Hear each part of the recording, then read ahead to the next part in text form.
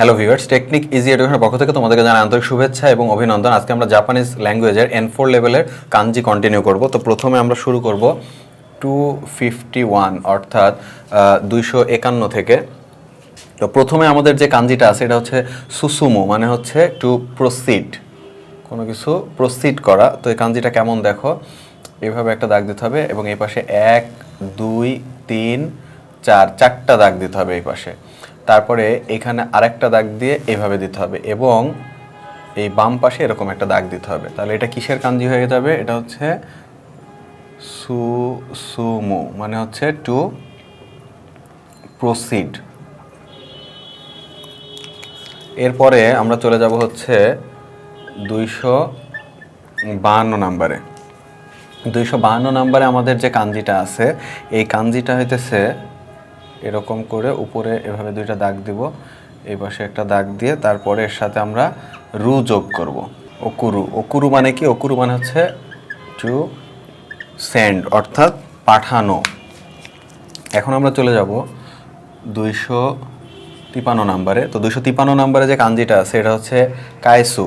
তো কায়সুর কাঞ্জিটা কেমন দেখো, কায়সুর কাঞ্জিটা হইতেছে এভাবে দিয়ে এভাবে এভাবে এবং বাম পাশে সবগুলোর দেখো বাম সাইডে কিন্তু সেম একই রকম, এর সাথে থাকবে হচ্ছে সু। তাহলে এটা কি হয়ে যাবে? কায়েসু। কায়েসু মানে কি? কায়েসু মানে হচ্ছে রিটার্ন, রিটার্ন অর্থাৎ ফিরে আসা। এরপরে আমরা চলে যাব 254 নাম্বারে। 254 নাম্বারে আমাদের যে কাঞ্জিটা আছে এটা হচ্ছে হেনজি। তো হেনজি মানে কি? হেনজি মানে হচ্ছে রিপ্লাই বা অ্যান্সার। তো হেনজির কাঞ্জিটা হচ্ছে এরকম, অর্থাৎ আমাদের 253 নাম্বারের বামে কাইসুর যে কাঞ্জিটা ওই সেম একই কাঞ্জি, এর সাথে আমরা কি করব? আরেকটা কাঞ্জি অ্যাড করব, এরকম দিব, তারপরে এখানে এভাবে দিয়ে এভাবে একটা দাগ দিয়ে এভাবে। এটা হচ্ছে কিসের কাঞ্জি? হেনজি। হেনজি মানে কি? হেনজি মানে হচ্ছে রিপ্লাই বা অ্যান্সার। এরপর 255 নাম্বারে যে কাঞ্জিটা আছে এই কাঞ্জিটা হইতেছে এরকম, এভাবে বামে 1 2 3টা দাগ দিব এবং এর সাথে উ এই কথাটা অ্যাড থাকবে। তাহলে এটা কি হয়ে যাবে? আরাও। আরাও, আরাও মানে কি? টু ওয়াশ অর্থাৎ ধৌত করা।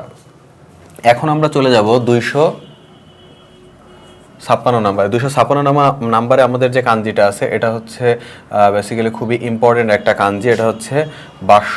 তো এই কাঞ্জিটা কিভাবে লিখে দেখো, এইভাবে দিয়ে উপরে একটা বক্স করে মাঝখান দিয়ে একটা দাগ দিতে হবে এবং তার সাথে আমরা এই কাঞ্জিটা অ্যাড করব। তাহলে এটা হয়ে যাবে হচ্ছে তোমার বাস্য। বাস্য মানে কি? বাস্য মানে হচ্ছে প্লেস। তো এটা ছিল হচ্ছে আমাদের 256 নাম্বারে খুব ইম্পর্টেন্ট একটা কাঞ্জি, বাস্য। 257 নাম্বারে যে কাঞ্জিটা আছে এই কাঞ্জিটা হচ্ছে কৌজো। তো কৌজো এর কাঞ্জিটা কেমন দেখো, এভাবে একটা দাগ দিতে হবে, তারপরে এই বাস্যর কাঞ্জির বামে যে কাঞ্জিটা আছে ওই কাঞ্জিটা আবার এখানে আমাদের আঁকাইতে হবে। এটাই হচ্ছে কৌজো। কৌজো, কৌজো মানে কি? কৌজো মানে হচ্ছে ফ্যাক্টরি।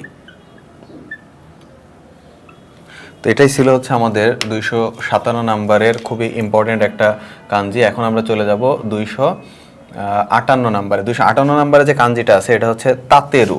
তো তাতেরুর কাঞ্জিটা কিভাবে লিখে দেখো, এইভাবে একটা দিতে হবে, এর নিচে এরকম দুইটা দাগ থাকবে এবং এটার মাঝখান দিয়ে একটা টান দিতে হবে এবং এখানে একটা এভাবে দাগ দিতে হবে। তো বাম সাইডে এভাবে এভাবে একটা দাগ দিয়ে এই নিচ দিয়ে এভাবে একটা টান দিতে হবে, এর সাথে তে আর রু অ্যাড হবে। তাহলে এটা কি হবে? এটা হবে হচ্ছে তাতেরু। তাতেরু মানে কি? তাতেরু মানে হচ্ছে টু বিল্ড, টু বিল্ড অর্থাৎ স্থাপন করা। এরপরে হচ্ছে 259 নাম্বারে আমাদের যে কাঞ্জিটা আছে এটা হচ্ছে তাতে মনো। তো তাতে মনোর যে কাঞ্জিটা এটা কিন্তু এইখানে যে ফার্স্টে আমরা এই যে কাঞ্জিটা লিখেছি অর্থাৎ তোমার তাতেরুর, এই তাতেরুর কাঞ্জিটাই এখানে আমাদেরকে লিখতে হবে এবং তার সাথে আমরা কি করব? তার সাথে আমরা মনোর কাঞ্জিটা অ্যাড করে দিব। মনোর কাঞ্জিটা হইতেছে এই যে এরকম, এটা হয়ে গেল তাতে মনো। তাতে মনো মানে কি? তাতে মনো মানে হচ্ছে বিল্ডিং। লাস্টে আমাদের আজকের পর্বের যে লাস্ট কাঞ্জিটা অর্থাৎ 260 নাম্বারের যে কাঞ্জিটা, এটা হচ্ছে খুবই ছোট এবং খুবই সহজ একটা কাঞ্জি। এটা হচ্ছে মনো। মনো মানে হচ্ছে থিং। তো এখানে তোমার 251 থেকে 260 পর্যন্ত তোমার 10টা কাঞ্জি, এই পর্বের যে 10টা কাঞ্জি আমরা শিখে ফেললাম। তো এখানে বেশ কিছু ইম্পর্টেন্ট কাঞ্জি আছে, যেমন মনে করো তোমার এখানে হেনজি অর্থাৎ রিপ্লাই বা অ্যান্সারের যে কাঞ্জিটা আছে এটা ইম্পর্টেন্ট কাঞ্জি। তারপরে এখানে বাস্যয়ের যে কাঞ্জিটা আছে এটা ইম্পর্টেন্ট কাঞ্জি।